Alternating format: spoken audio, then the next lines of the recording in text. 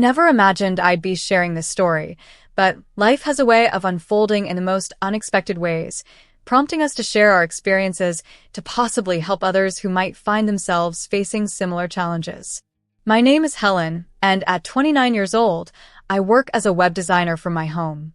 I have an older sister, Alice, who is 2 years my senior, and a spirited nephew, Vincent, who recently celebrated his 7th birthday. About 2 years ago, Alice endured a tumultuous divorce from her husband, Wayne. The whole ordeal was fraught with emotional strain, not just for them, but for everyone close to them. Wayne was keen on taking Vincent with him, and he fought fiercely for custody. However, life threw him a curveball when his parents fell gravely ill, necessitating his move to another state to care for them. Given the circumstances, Vincent stayed with Alice, and Wayne agreed to provide generous alimony to ensure Vincent's needs were well taken care of. That period marked the beginning of significant changes. Before the divorce, Vincent was like any typical 2-year-old, navigating the infamous, terrible threes with the usual bouts of tantrums, but nothing out of the ordinary. However, after Wayne's departure, Alice experienced what she described as her awakening. She threw herself into a series of personal development seminars, adopted a strict vegetarian diet, and immersed herself in spiritual retreats. 5 months post-divorce, Alice decided to leave Vincent with me for a week while she attended a retreat. "You can't just leave him for a week. He needs his mother," I protested. Alice, wearing a serene smile cultivated from her meditation sessions, assured me, "He needs a mother who's in touch with her inner self. Besides, you work from home, it's perfect, and you know how much he loves his Aunt Helen." Vincent and I had always shared a close bond. As a toddler, he used to sit quietly by my side while I worked, either drawing or playing. But things had changed. Vincent became noticeably more restless and increasingly sought attention. His first major tantrum under my care was an eye-opener, his face flushed red, fists clenched, screaming at a pitch so high that I worried the neighbors might call the police. Despite my efforts to calm him with hugs, stern talks, or bribes of treats, nothing seemed to work. He would only stop once completely exhausted. When Alice returned, I attempted to discuss Vincent's behavior. "We need to talk about Vincent's behavior today. He had a massive meltdown," I told her.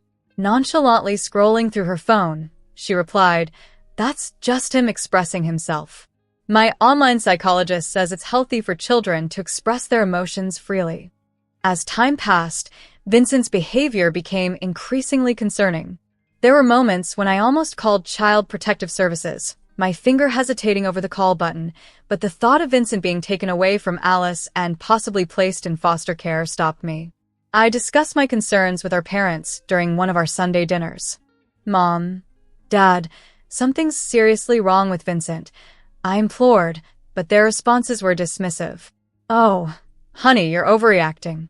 Alice is just going through a tough time," Mom said, stirring her coffee. I couldn't help but raise my voice, frustration mounting. "A tough time? She's hardly there for him. She dumps him with me whenever it suits her." The situation continued to weigh heavily on me, a testament to how challenging and complex family dynamics can be, especially when children's well-being is at stake.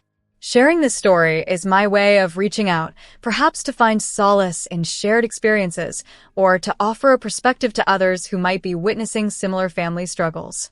Life's unexpected turns can sometimes open our eyes to new challenges, but also to our capacity for resilience and support. The situation with Vincent was deteriorating, and each conversation about it seemed to go nowhere. "He's getting worse," I tried to explain to my dad one evening. His response was dismissive, coded in a tone that bordered on patronizing. "It's just a phase, Helen. Alice is dealing with her issues from the divorce, and it's affecting Vincent. These things take time. Everything will settle down eventually, you'll see." But they didn't understand the gravity of it. Last week, he had a meltdown that lasted 4 hours. I countered, my voice laced with desperation. My mom, ever dismissive, waved her hand and said, "All children have tantrums. Remember how Alice used to throw fits when she was little? She turned out fine." I was almost at my breaking point. This wasn't the same. Alice's tantrums never involved the destruction of property or physical harm to others. It felt like I was talking to a wall. They had made up their minds that this was just a temporary setback, something that would resolve itself with time. They didn't have to live with the daily chaos. And living with it was becoming unbearable. With Vincent around more and more often, my home life had turned into a circus. Working from home, which should have been a simple affair, became a juggling act of patience and frustration. I'd be in the middle of an important client call, and suddenly there would be a loud crash from the other room. During a video conference, Vincent once burst in, screaming at the top of his lungs, disrupting the meeting. My clients were sympathetic at first, but I could sense their patience thinning. The idea of getting a cat had crossed my mind, something I had always wanted, and I thought it might be good for Vincent too, to have a pet. But then I recalled the time he grabbed my neighbor's dog so violently that the poor animal yelped. He'd just laughed. The thought of leaving any animal with him during one of his episodes was horrifying, so I reluctantly shelved that dream as well. My apartment underwent a drastic transformation. The stylish open shelving I loved was replaced with child-proof cabinets.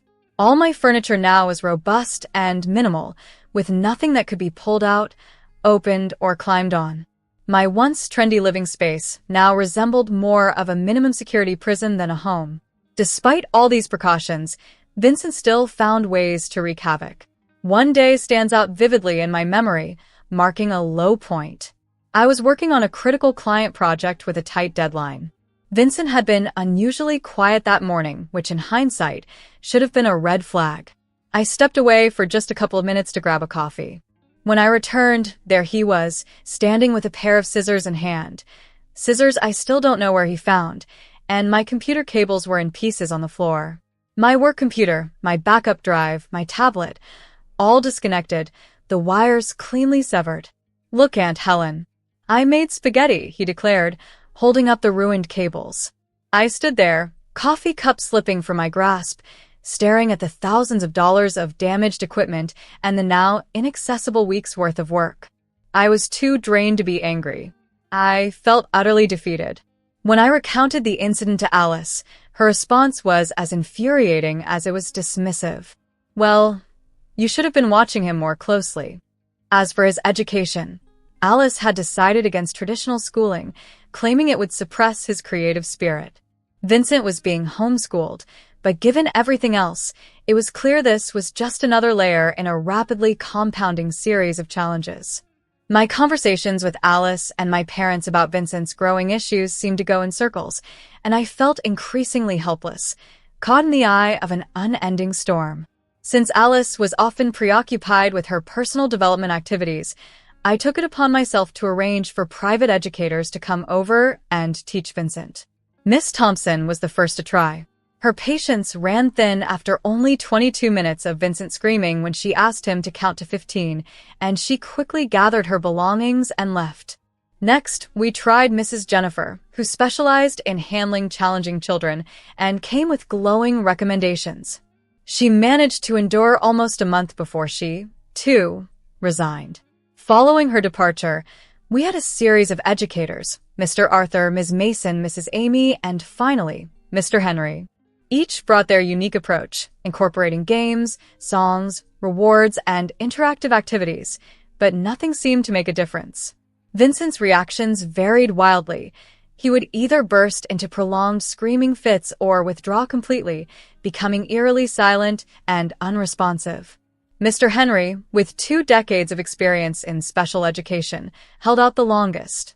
He thought he was prepared for anything, but even his resilience crumbled after Vincent through a particularly intense episode. During one lesson, Vincent became nonverbal, completely disengaging from the surroundings. Then, an hour later, he abruptly snapped out of his silence, hurling his books out of my second-story window. "He needs professional help," Mr. Henry murmured as he packed up his teaching materials for the last time. "This isn't just behavioral. There's something deeper going on here." By the end of that summer, my limits were thoroughly tested. The relentless stress of managing Vincent's extreme behaviors, coupled with trying to maintain my workload and sanity, was overwhelming. I decided it was time for my parents to see what I was dealing with daily, hoping it would make them understand the severity of the situation and help me persuade Alice that Vincent needed professional intervention. "Mom," I said during one of our phone conversations, "I need you and Dad to watch Vincent this weekend. I have an important work deadline." There was a pause on the line. "Oh, sweetie, this weekend isn't good. Your father and I have plans." When I suggested the next weekend, the response was similar. They were likely to be busy then, too. It became a frustrating pattern. Each time I asked, they had an excuse: too busy, not feeling well, having friends over, going out of town. It seemed they had suddenly developed the world's most active social calendar. On Wednesday afternoon, driven by desperation, I took matters into my own hands. I picked up Vincent from a failed tutoring session and drove straight to my parents' house, unannounced. I rang the doorbell, but there was no answer, even though I could see their car in the driveway and caught a glimpse of movement inside. Someone was avoiding being seen. "Mom, Dad, I know you're in there," I called out, ringing the bell again. Vincent stood beside me, tugging at my sleeve and complaining of boredom. After waiting outside for what felt like an eternity with no response, it was clear they were pretending not to be home. This avoidance happened 3 more times over the following months, each encounters identical to the last. They would not answer the door. It became painfully clear that they were choosing to ignore the situation rather than help address it. As Christmas approached, I realized I needed a break. My friends had invited me to join them at a mountain cabin for the holidays, a week filled with skiing, hot cocoa, and adult conversations. It sounded like a perfect escape. I informed Alice of my plans well in advance, in November. "I won't be available to watch Vincent during Christmas week," I stated firmly. "I'm going to the mountains with friends."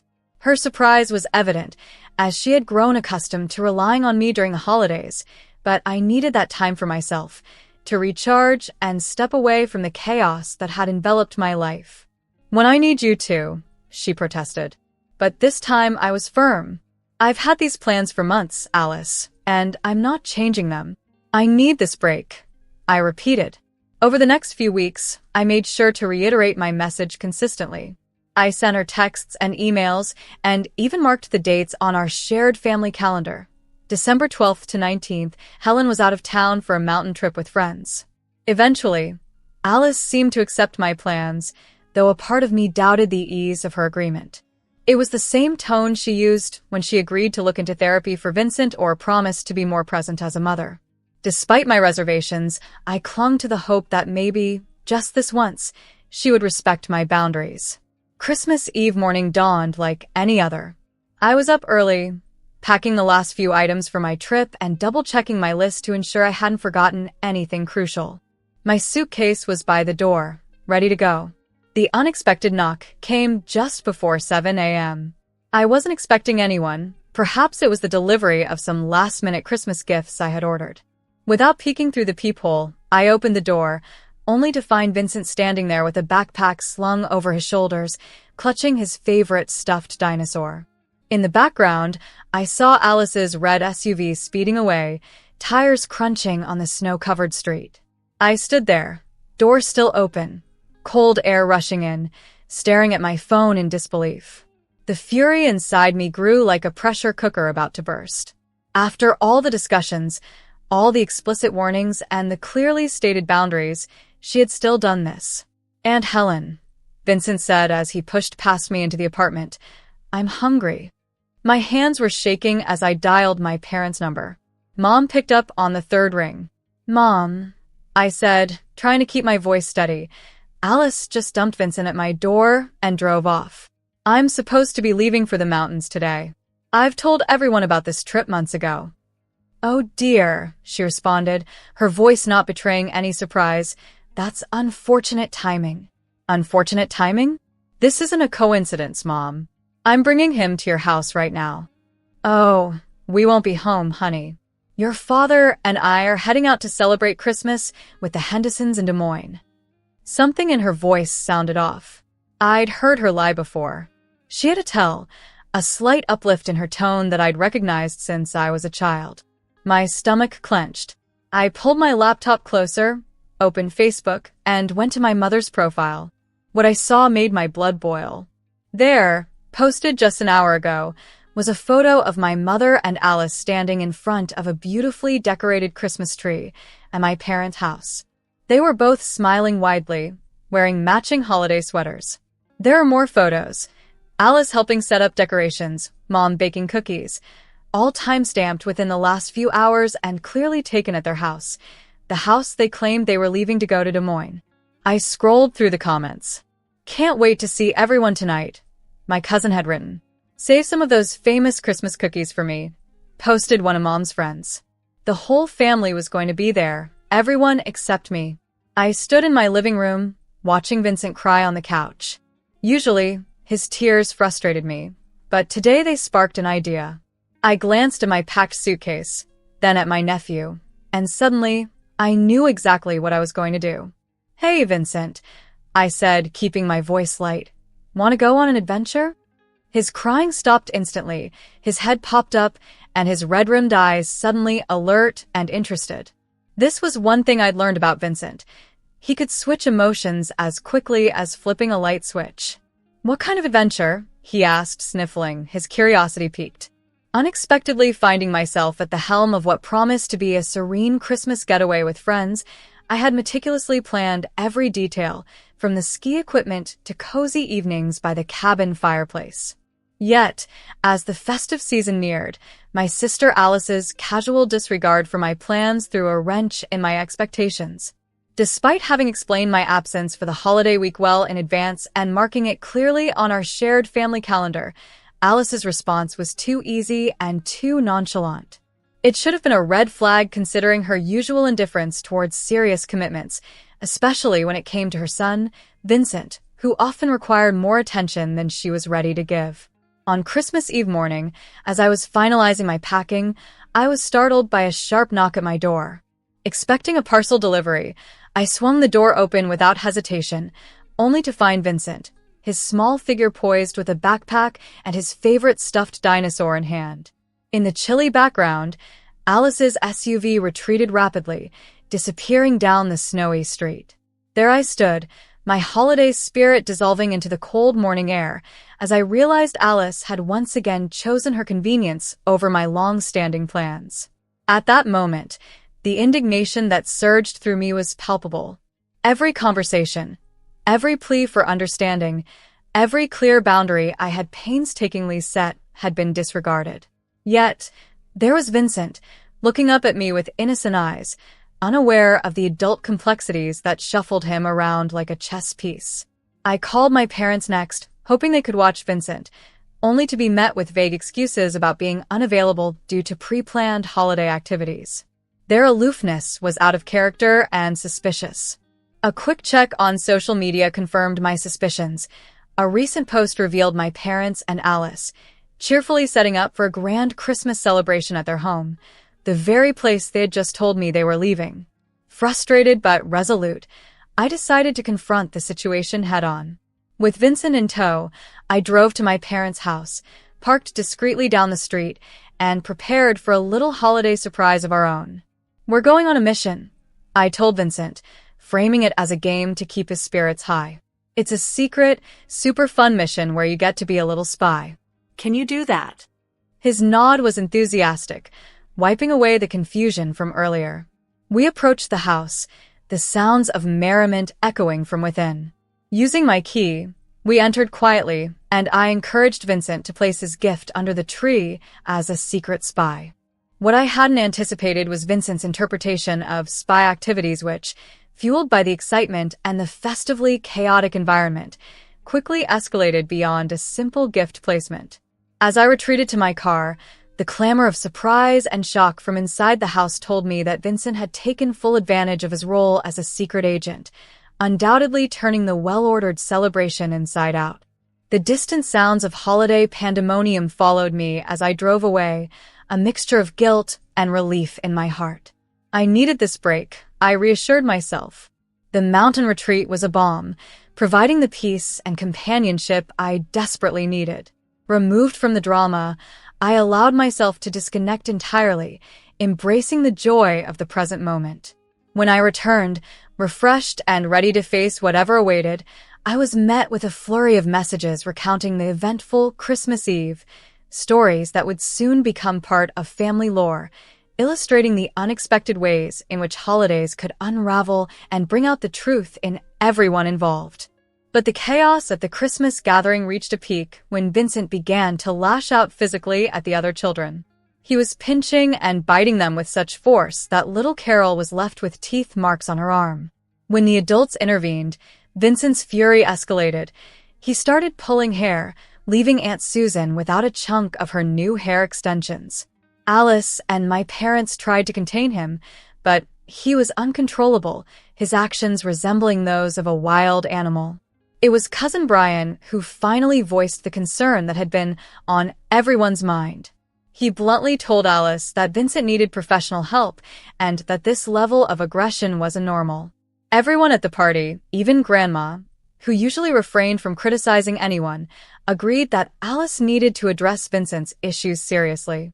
With a heavy heart, I turned my phone back on after my mountain retreat. It immediately started buzzing with weeks of accumulated notifications, over 100 missed calls, dozens of voicemails, and hundreds of text messages. The messages painted a grim picture. "How could you do this to us, Mom? You've ruined Christmas, Dad. This is all your fault, Alice. You've humiliated us in front of the whole family." I waited until I knew Alice would be back from her latest spiritual retreat and then called her. She answered on the first ring. "Listen carefully," I began, cutting off any chance for her to start defending herself. "I'm only going to say this once. You're going to get Vincent professional help. Real help, not some online guru or spiritual advisor. You're taking him to see a child psychiatrist and a proper psychologist, and you're doing it immediately." "You can't tell me what to do with my child," Alice spluttered. "Actually, I can," I countered calmly, "because I have evidence, lots of it. I've installed security cameras in my apartment. I have hours of video showing Vincent's episodes. I even have him on video telling the story of how you abandoned him on my doorstep on Christmas Eve and drove away." I could hear her breathing change over the phone. "You wouldn't," she challenged. "I would. If you don't get him help, I'll take all this evidence to Child Protective Services myself. Then we'll see what happens to your custody rights and your alimony payments." After the Christmas incident, I cut off all direct communication with my family. I learned about their lives through other relatives now, like pieces of a story I was no longer part of, but couldn't help following. Barbara became my main connection to the family news. She would text me updates, keeping me informed without pressuring me to respond or get involved. "You won't believe this," she messaged me 3 weeks after Christmas. "Alice actually took Vincent to a child psychiatrist, a real one, not some online guru. He's been diagnosed and everything. He's on proper medication now, and he's like a different child." Barbara continued to provide updates. "Remember Carol, the one he bit at Christmas? They had a playdate yesterday. No incidents, no screaming. They just played normally with blocks for 4 hours." More updates trickled in over the following weeks. Vincent had started seeing a child psychologist regularly. His old teacher had agreed to work with him again, reporting steady progress in his ability to focus and interact appropriately. He was making friends, participating in group activities, and using words instead of actions to express his feelings.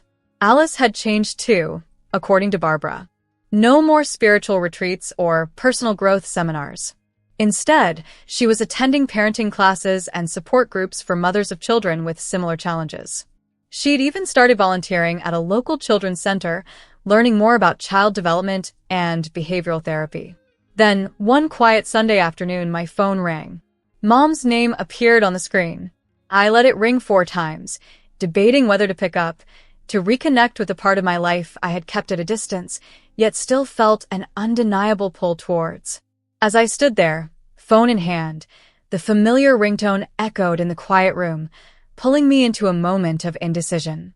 The screen lit up with Mom's name, and the echoes of past conflicts mingled with a hesitant hope for reconciliation. Finally, I pressed the answer button, steeling myself for whatever might come next. "Helen." Her voice came through, softer and more tentative than the cold, angry messages she had left after Christmas. The shift in her tone was unexpected. I just wanted to let you know about Vincent, she began cautiously. The therapy is helping. His doctor says he's responding beautifully to the treatment. And Alice, she's talking about enrolling him in regular school next year. She paused, perhaps waiting for my reaction, before continuing. Alice is different too. She's stepped up as a mother. No more running away to find herself. It seems she's finally found herself right where she should have been all along with her son. Hearing these words, I felt an unexpected sting of tears pricking the corners of my eyes. This was the outcome I had longed for, what I had fought so hard to achieve through confrontations and ultimatums. Yet, a part of me wrestled with lingering doubts about Alice's motivations. Was this transformation driven by a genuine love for Vincent, or was it the fear of losing custody and the financial support that spurred her into action? I wanted to believe in the former, that beneath all the spiritual retreats and self-discovery workshops, Alice's love for her son had always been there, perhaps dormant or misplaced but genuine. Maybe she just needed a wake-up call, a stark reminder of what mattered. I still don't know if what I did at Christmas was right. I confessed to my mother, my voice a mixture of relief and residual uncertainty. Using Vincent's challenges to force everyone's hand wasn't my proudest moment. But sometimes, it takes a shock to break through the denial, to force people to face reality. The conversation with my mother wasn't just about updating me on Vincent's progress. It was a tentative step towards bridging the gulf that had formed between us. I hoped that for Vincent's sake, these changes were permanent. More than that, I hoped that amidst the turmoil and the tough lessons, we were all on our way to becoming a real family again, one that doesn't shy away from its problems, but faces them together. As I hung up the phone, I reflected on the journey our family had taken. It wasn't just about dealing with Vincent's behavior or Alice's responsibilities. It was about learning how to support one another, how to offer chances for redemption, and how to believe in the possibility of change. Whether this path would lead us back to the closeness we once shared remained to be seen, but for the first time in a long while, I felt a cautious optimism about the road ahead.